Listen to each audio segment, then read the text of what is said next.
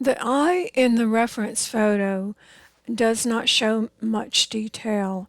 It's all in shadow. So to paint this eye, I just have to draw on what I know about the eye, the look I want it to have, the expression, and go from there. It's almost imagination into the eye.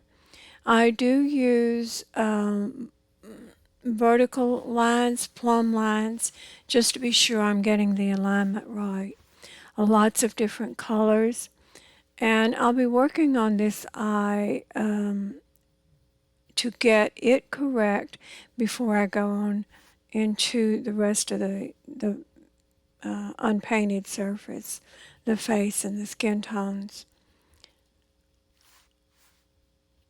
A lot of changes, a lot of corrections, a lot of adjustments I'll be making in the eye because one area, even though it might be very small, and of course it is because it's the eye, one area, one little stroke of pastel affects each stroke that's next to it, the values, the colors, the lighting on it. It all has to be related one to the other.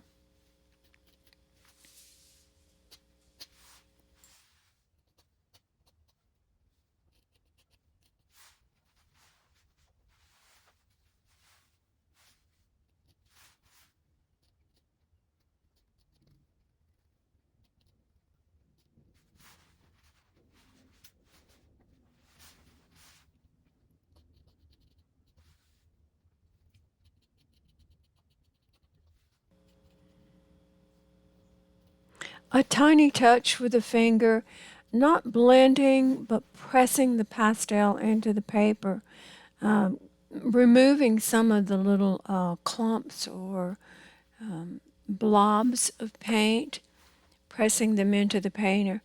I don't want to blend those colors. I want them to sit on the surface and to integrate one within the other as color and values are added.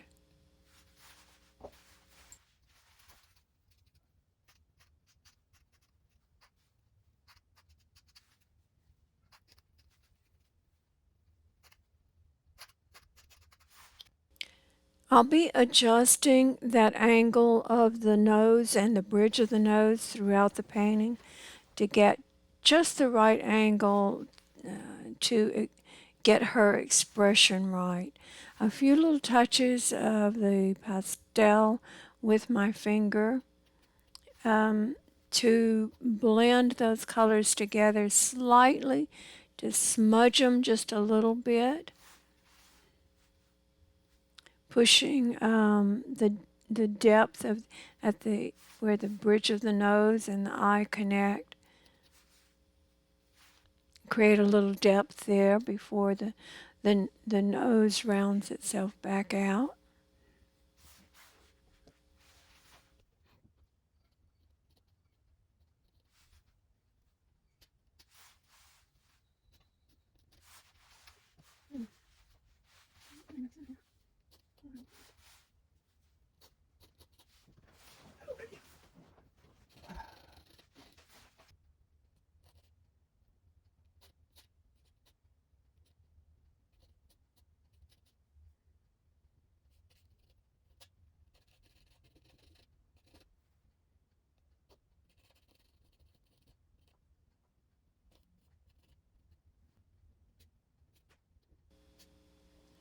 One of the astounding things about pastel is how you can take one color that's deeper, maybe not quite as dark, but deeper in color, and it will bring such a vibrance to an area, and it's just surprising, like that strong red that's across from the eye.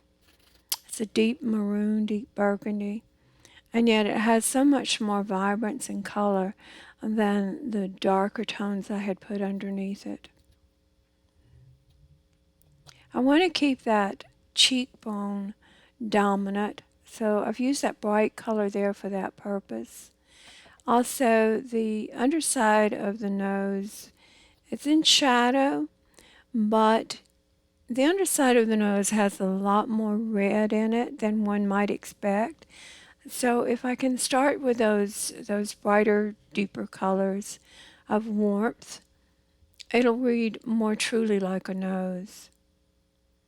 The shadows are not as dark in real life as they look on a photograph. It's always something to keep in mind. Although here in pastel, we usually do start with darker colors, deeper, richer, darker, and then work layers on top of it, building up the strength of the color in the pastel. A lot of pink, a lot of warmth, a lot of red on the nose, and that'll make it look real because those colors you will actually see in real life, in person.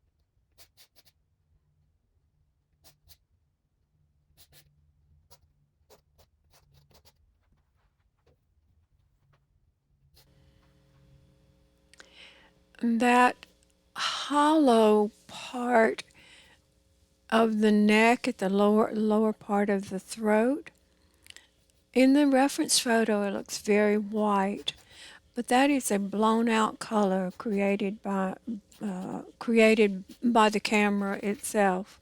It is lighter, yes, it would be lighter in person, but it will not be that bright, that white, just like the light on her chin won't be white. And it's important that I keep going back to that area of her throat and indicating that light because it will give form to it. Let you know where the shoulder blade, the clavicle is coming back in, folding down under the skin, and rising back out. These colors that I'm using right now, they all look kind of, I call them dead because they don't seem to have any life to them. But they form a good base, a good background to work on, an underpainting kind of color to work on, and then bring the more lively, warmer colors onto them as I go along. Those shadows, that dark shadow on the right hand side, that will create a lot of form, help to turn the form. I'm always amazed at how ugly a painting can be at some of its stages. This is the crazy color patchwork kind of stage of the painting, and you wonder, gosh, will I ever be able to bring this around? You have to just trust yourself, go with it, make those strokes. I would say that in many areas of my paintings, I might have as many as 25 layers of color, 20, 25. And that's the beauty of pastel and the beauty of the Uart paper. This is 400 grit and it will hold a lot. So I never have any fear. That orange that I'm putting on, oh, doesn't it look out of place? But as I put some lighter yellows on the top of it, it'll sparkle.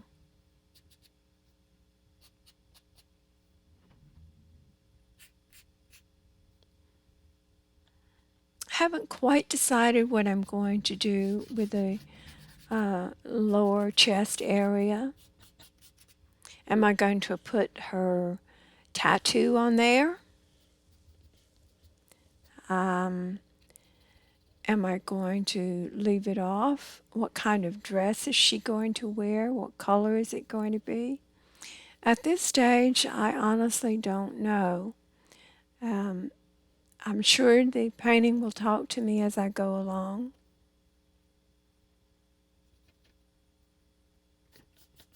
It'll let me know what it needs. This is all just a matter of getting color into the paper. What I'm doing now is this wonderful little tool, inexpensive. It is a window insulation. It's very narrow, very dense.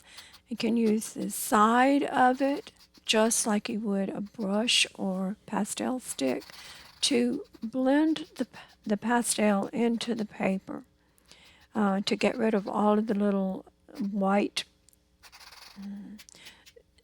parts of the paper that show through. Makes it easier to get the pastel on.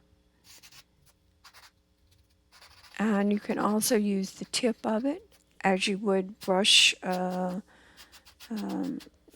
end of a brush and pull pastel in different directions. Some people call it pipe insulation. Pipe insulation is usually thicker. I love this window foam insulation though. It works so nicely for me for the portraits. Just using the little tip of it, the end of it,